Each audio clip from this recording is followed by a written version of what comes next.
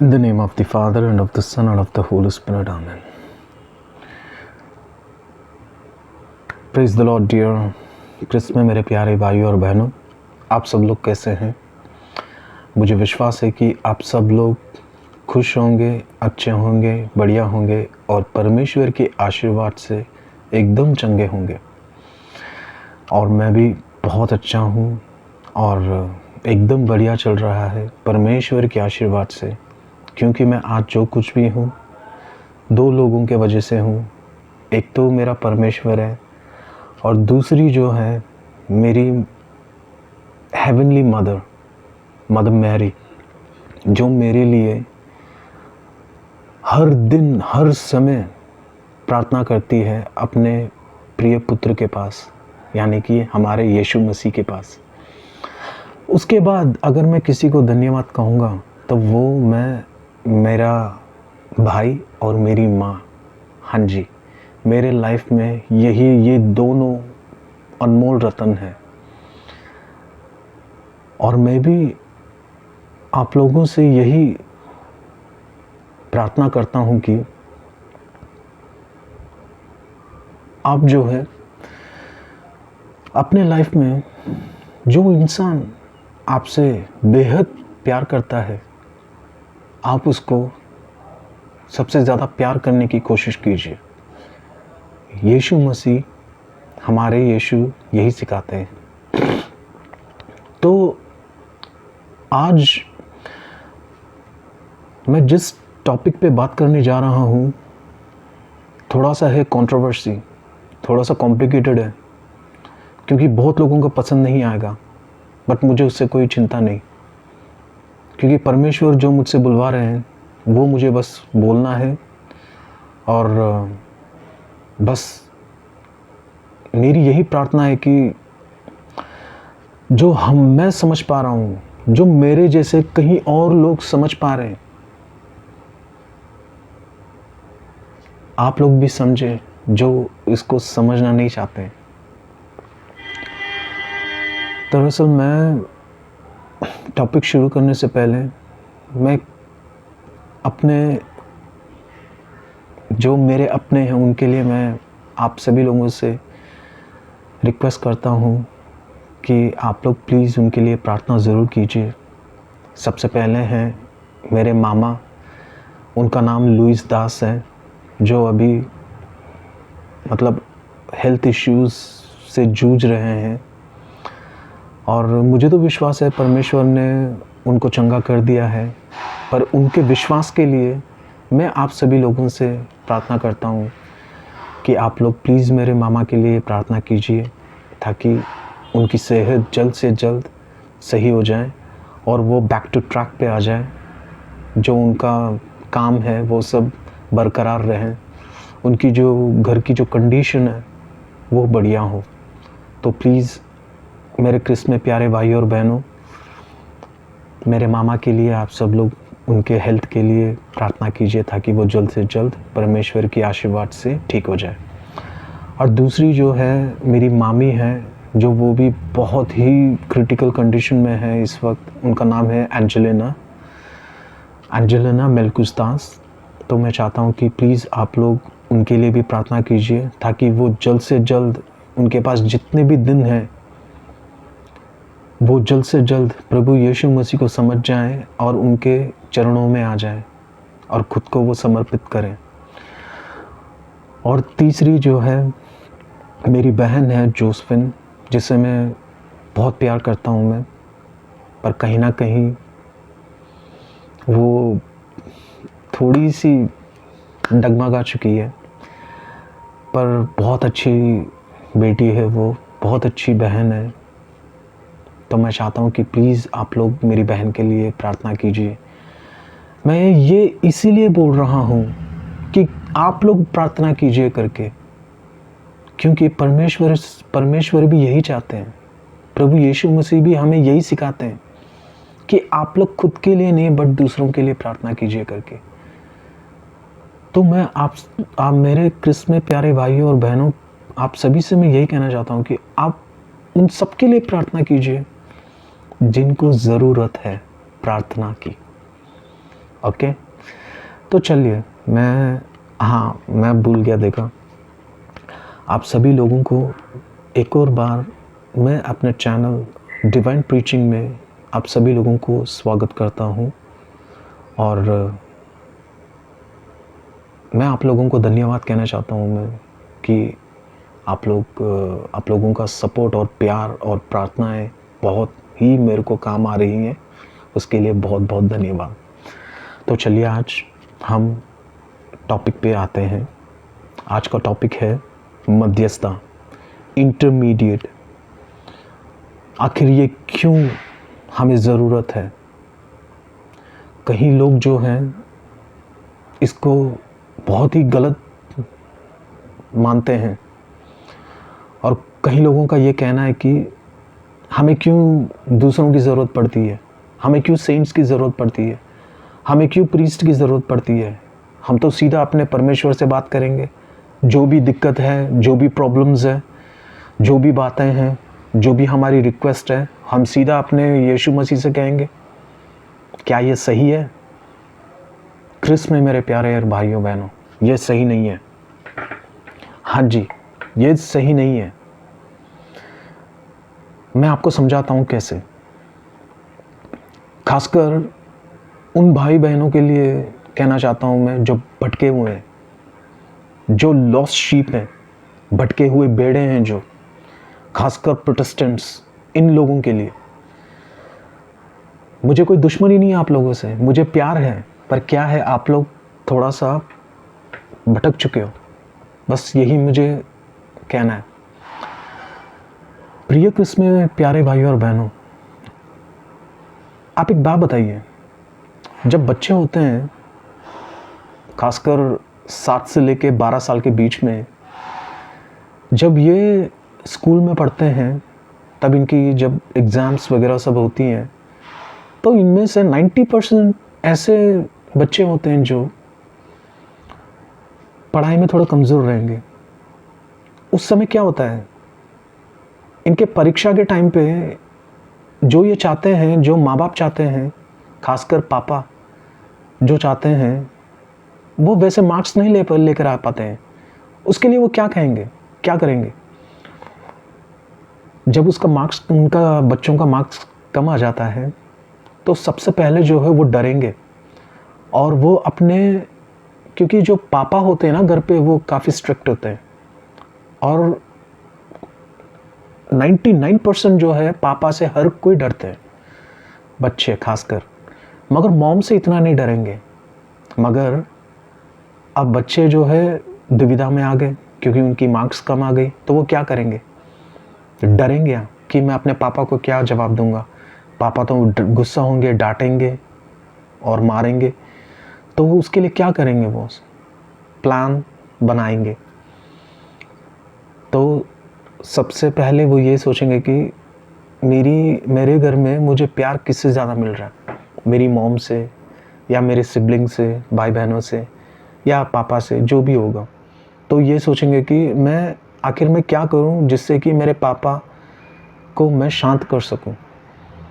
तो उसके लिए बच्चे हमेशा जाते हैं मम्मी के पास, क्योंकि चाहे वो कोई भी हो, मम्मी से ज़्यादा हमें किसी और से प्यार नहीं मिलेगा।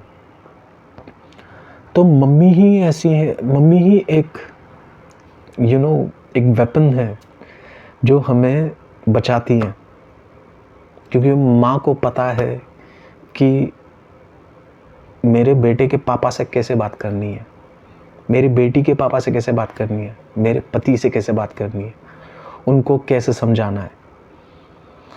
तो जब माँ बचाव के लिए बीच में आती है, तो वो काम हमेशा ही सक्सेस होता है।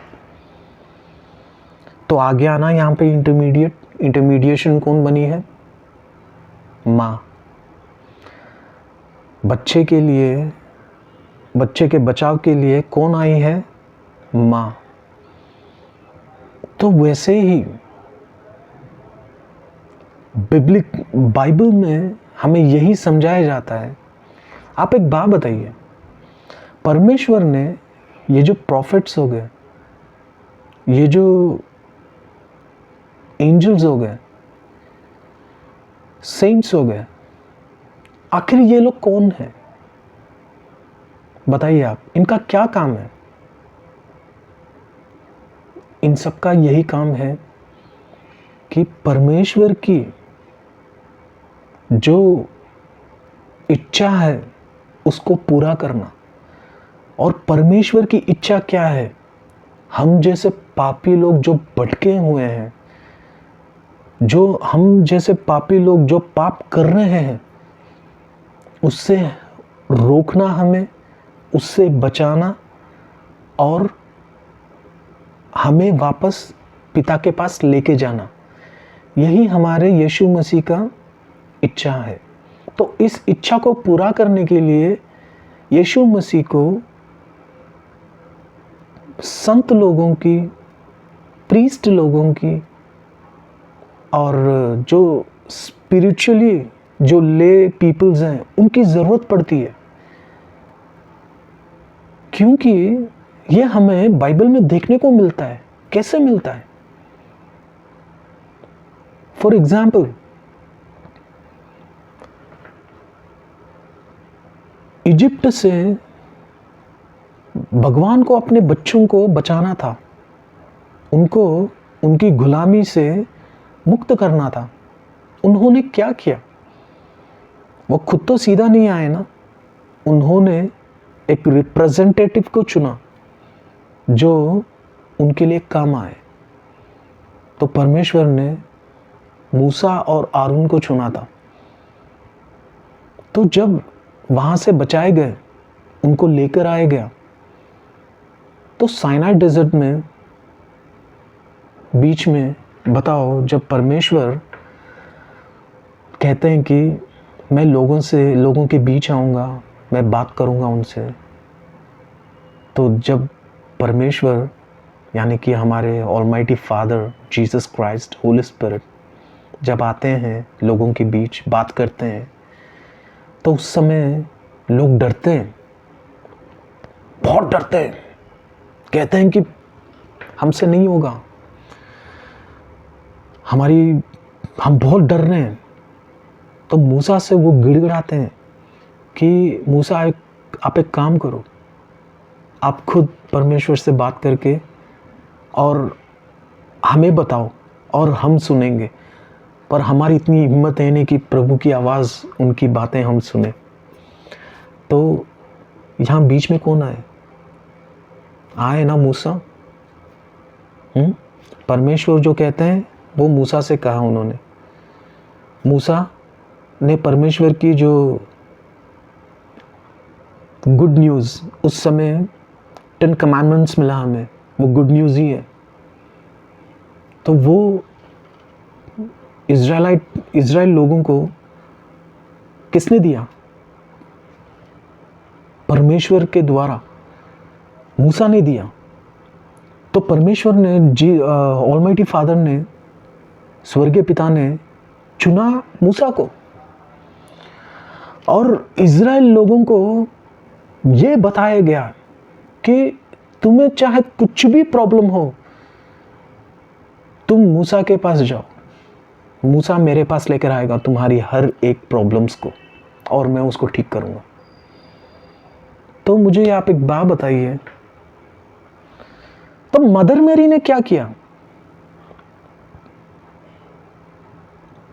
कैना वेडिंग में डार्क क्रस्ट खत्म हो जाती है, तो कौन गया परमेश्वर के पास, असली भगवान के पास, जीसस क्राइस्ट के पास गया कौन?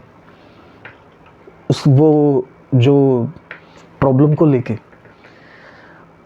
मदर मैरी गई, क्योंकि उनको चिंता थी।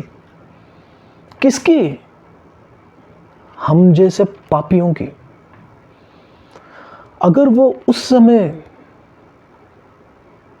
वो प्रॉब्लम अगर यीशु मसीह के पास नहीं लेके गए होते, तो क्या यीशु चमत्कार कर पाते जो उनका फर्स्ट मिरेकल है, जो उन्होंने पानी को डार्क रस में बनाया? बताइए आप। अगर कोई यीशु मसीह के बाद अगर अपने बच्चों के लिए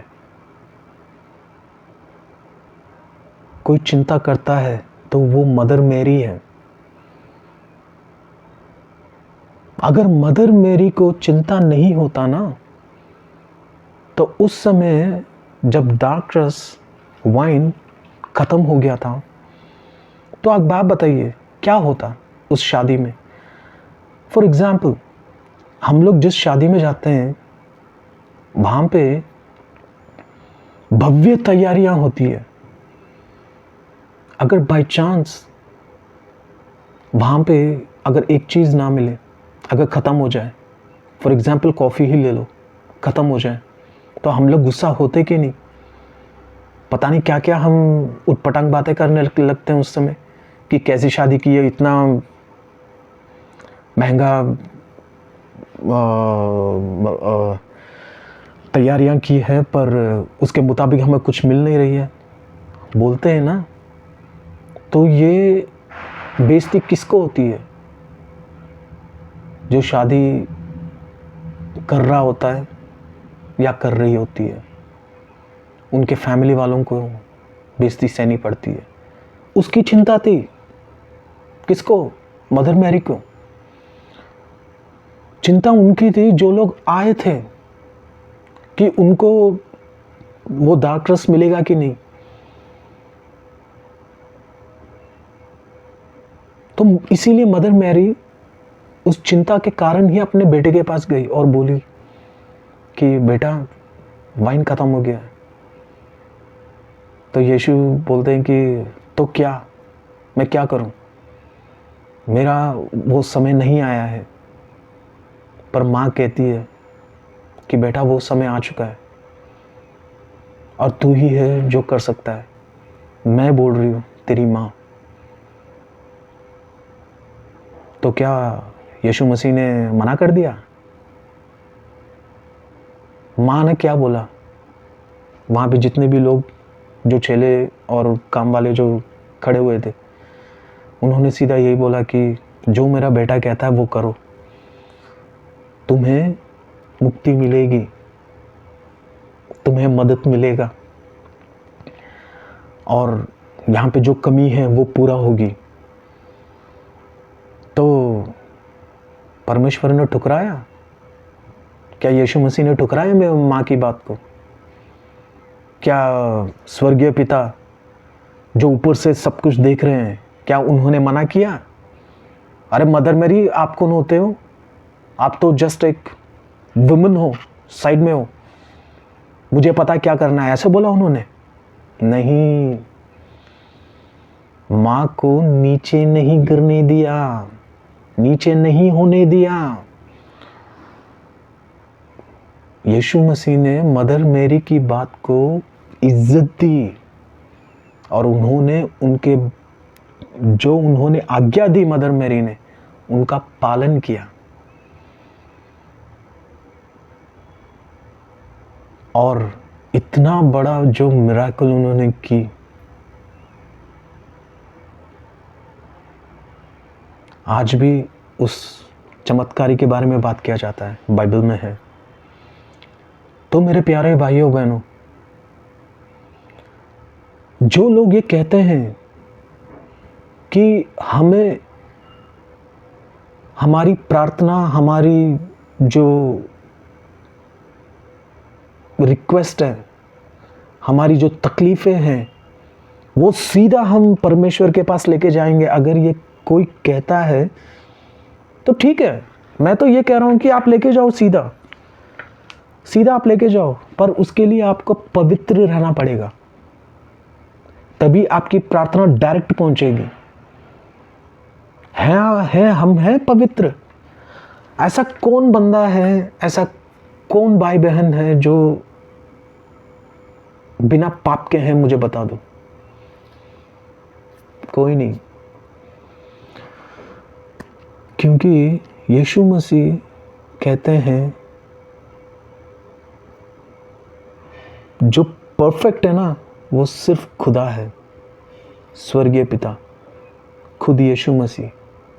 उनके सिवा कोई और नहीं। इंसान तो हो ही नहीं सकता। तो हम परफेक्ट नहीं है मेरे क्रिस्त में प्यारे भाई और बहनों, पर मदर मेरी वो परफेक्ट थी। क्यों परफेक्ट थी? क्योंकि वो बिना पाप के थी। उन्होंने अपनी पूरी ज़िंदगी जैसे परमेश्वर ने चाहा, उनके इच्छा के अनुसार उन्होंने जिया। इसीलिए वो इस दुनिया में चुनी गई और परमेश्वर की माँ बनी।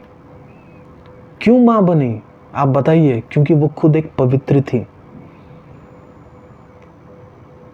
क्यों पवित्र? क्योंकि हमारा ईश्वर पवित्र है।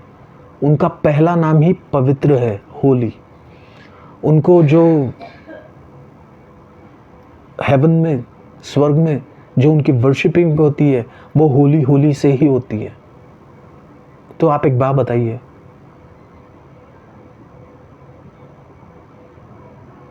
कितने लोग हैं जो माँ को गाली देते हैं, मदर मैरी को?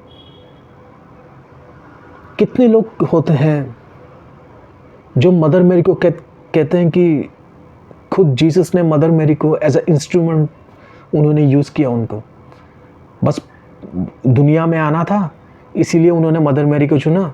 वो आ गए तो मदर मैरी का कोई रोल नहीं है, तो वो साधारण नारी है। कितना गलत, कितना गलत। ऐसी सोच शैतान से ही आ सकती है, परमेश्वर से नहीं। प्रोटेस्टेंट लोग क्या करते हैं? यीशु मसीह चाहते हैं वो परिवार के साथ रहें। यीशु मसीह चाहते हैं वो अपने चेलों के साथ रहे। यीशु मसीह चाहते हैं वो अपनी माँ के साथ रहें। पर ये लोग, जो खासकर ये जो प्रोटेस्टेंट हैं, क्या करते हैं? अपने परिवार से यीशु मसीह को सेपरेट करते हैं, खींच के उनको अकेले लेके जाते हैं और अकेले उनको रहने देते हैं। परमेश्वर क्या कहता है? ये तो मैं चाहता ही नहीं हूँ। मुझे चाहिए मेरा परिवार, सबका साथ। पर प्रोटेस्टेंट क्या कहते हैं? नहीं, आप अकेले हो और हम आपको अकेले ही रहने देंगे। ये इच्छा नहीं है परमेश्वर की। मेरे क्रिस्त में प्यारे भाइयों बहनों, ये इच्छा नहीं है। परमेश्वर का प्यार किस में है? एकता में है, अकेले में नहीं।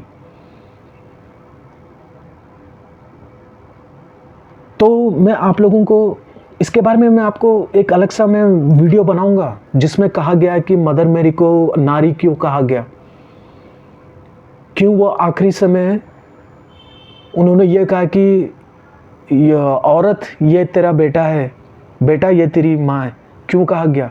इन सब के बारे में एक वीडियो लूँगा मैं और बताऊंगा कि आखिर क्या वजह थी। पर यीशु मसीह ने कभी भी अपनी माँ को उन्होंने नीचे नहीं गिरने दिया।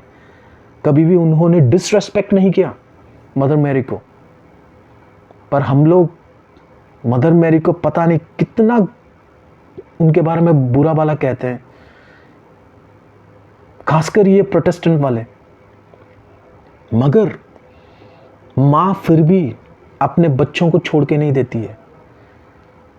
हमारी जो प्रॉब्लम्स हैं वो अपने बेटे के पास लेके जाती है। वो स्वर्गीय माँ है। वो खाली यीशु की माँ नहीं, हम सबकी माँ है। तो आप लोग बताइए, अगर कोई माँ अपने बेटे के पास, जो उस दुनिया का भगवान हो, राजा हो, जिसने आसमान, जमीन, पृथ्वी सब कुछ बनाया हो, अगर जिसके हाथ में सब कुछ हो, जो एक रोगी को ठीक करने का वो पावर हो, अगर माँ, अगर हम जैसे पापियों की जो विनती है, अगर वो अपने बेटे के पास लेके जाएगी, तो क्या मना कर देंगे बेटा? क्या यीशु मसीह मना कर देंगे? नहीं, मैं नहीं करूँगा करके? तो ये कैसी सोच है हम लोगों की, जो हम ये कहते हैं कि हम किसी के द्वारा हम प्रार्थना नहीं करेंगे। अरे बाइबल खुद कहता है। सेंट पॉल आखिर उनको क्यों मानते हैं, उनको क्यों चेले थे? सेंट पीटर, उनके क्यों अलग चेले थे? अब्राहम, आइजैक, इन सब के परमेश्वर क्या कहते हैं कि आखिरी दिन तुम सब लोग मेरे पास आओगे। कोई बोलेगा मैं मूसा का हूं, कोई बोलेगा मैं अब्राहम का हूं, कोई बोलेगा मैं पीटर का हूं, पॉल का हूं, पर सीधा कहेंगे मैं तुम्हें जानता ही नहीं हूं। क्यों ऐसे क्यों कहेंगे? क्योंकि हमारे मेन विश्वास ना होने की वजह से,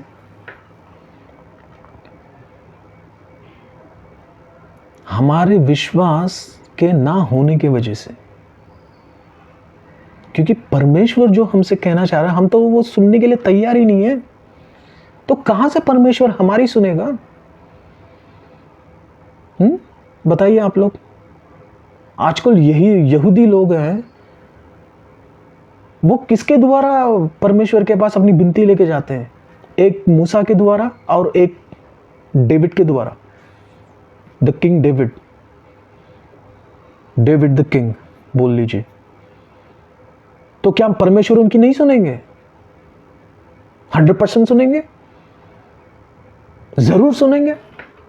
तो क्यों आज के डेट पे हम ये बोलते हैं कि हमें किसी की जरूरत नहीं है, हम जो भी लेके जाएंगे हम सीधा परमेश्वर के पास अपनी विनती खुद लेके जाएंगे करके? अरे नहीं सुनते, ऐसे नहीं सुनेंगे परमेश्वर। सुनेंगे भी तो हमें परमेश्वर के जैसा होना पड़ेगा। उन्होंने जो हमें आज्ञाएं दी हमें उसके अनुसार चलना पड़ेगा, तब जाकर जो है परमेश्वर सीधा बात सुनेंगे। तो मेरे क्रिस्त में प्यारे भाइयों और बहनों, इस बात को ना समझने की कोशिश करो।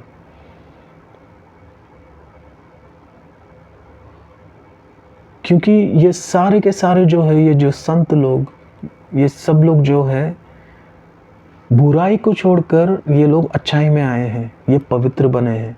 क्यों? क्योंकि परमेश्वर उनको वो शक्तियां दी है जो हम जैसे आम इंसान के अंदर नहीं होती। परमेश्वर ने ऐसे लोगों को आशीर्वाद दी है, इसीलिए उन्होंने 72 चेलों को चुना था और बोला था कि जाओ कोने कोने जाओ और सब रोगियों को ठीक करो और उनको किंगडम ऑफ हेवन में इनवाइट करो, लेकर आओ करके।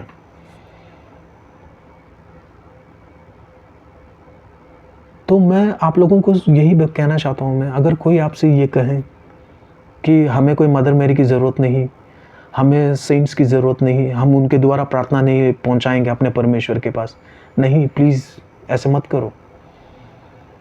क्योंकि एंजल्स भी है ना, एंजल्स भी हमारी प्रार्थना लेके ऊपर जाती है और हमें हमारे बारे में जाके ऊपर बोलती है परमेश्वर के पास।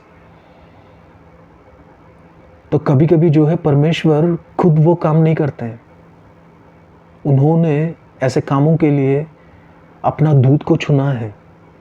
तो हमें ऐसे दूतों को इज्जत देना ज़रूरी है। हम क्या करते हैं, उन्हीं को बुरा भला कहते हैं, चाहे वो मदर मैरी हो, चाहे वो सेंट्स हो, चाहे वो प्रॉफिट्स हो, हाँ, चाहे वो ले पीपल हो। गलत है, बहुत गलत। तो मेरे क्रिस्त में प्यारे भाइयों बहनों, मुझे आशा है कि आप लोग इस टॉपिक को, इस मैसेज को आप लोग दिल से सुनेंगे, कोशिश करेंगे कि समझने के लिए। और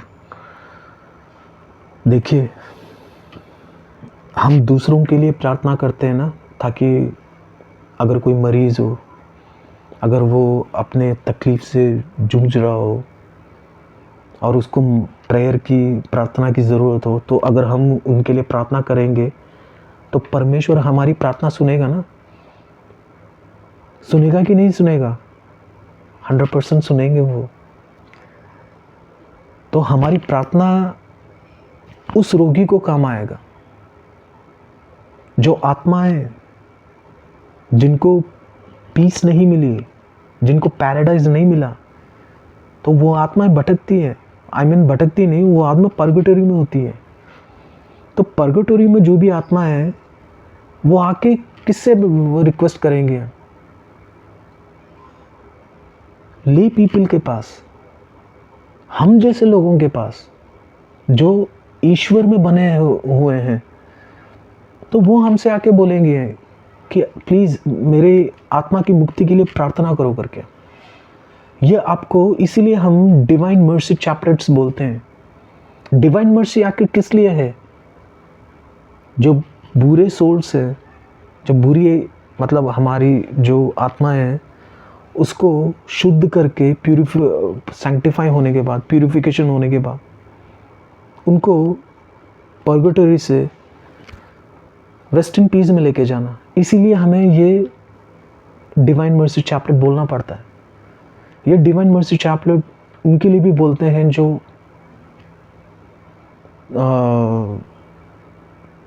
बड़ी बड़ी भयंकर बीमारी से जो जूझ रहे हैं। तो मध्यस्थता है। हमें मान लो कि मदर मेरी मेरे लिए बहुत प्यारी है, तो अगर मैं उनसे प्रार्थना करूंगा कि प्लीज़ हम उनको वर्शिप नहीं कर रहे हैं, हम उनकी स्तुति नहीं कर रहे हैं मदर मैरी की।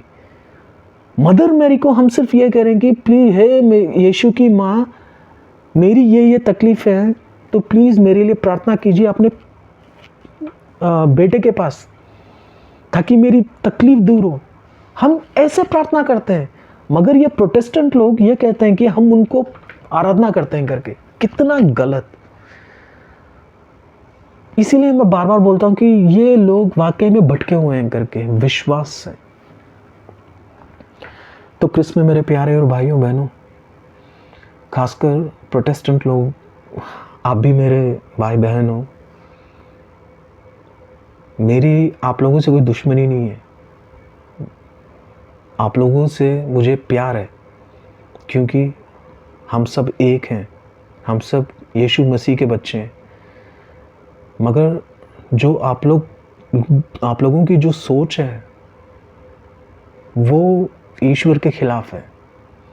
तो अपने सोच को बदलिए। जब आप बाइबल पढ़ते हैं तो उस बाइबल में जो एक एक वाक्य जो लिखा है उसको दिल से समझने की कोशिश कीजिए। बस मैं आप लोगों से विनती करता हूँ। चलिए, मैं इस वीडियो को यही समाप्त करता हूँ, और मुझे विश्वास है कि आप लोग इस वीडियो को देखेंगे और समझने की कोशिश करेंगे। और बहुत जल्द मैं एक नए वीडियो के साथ आप सभी लोगों से मिलता हूँ। परमेश्वर की शांति, उनका प्यार, उनका समाधान सदा सर्वदा आप सभी लोगों के साथ हो। बहुत जल्द मिलते हैं। Bye, take care, praise the lord, जय यीशु की। बाय।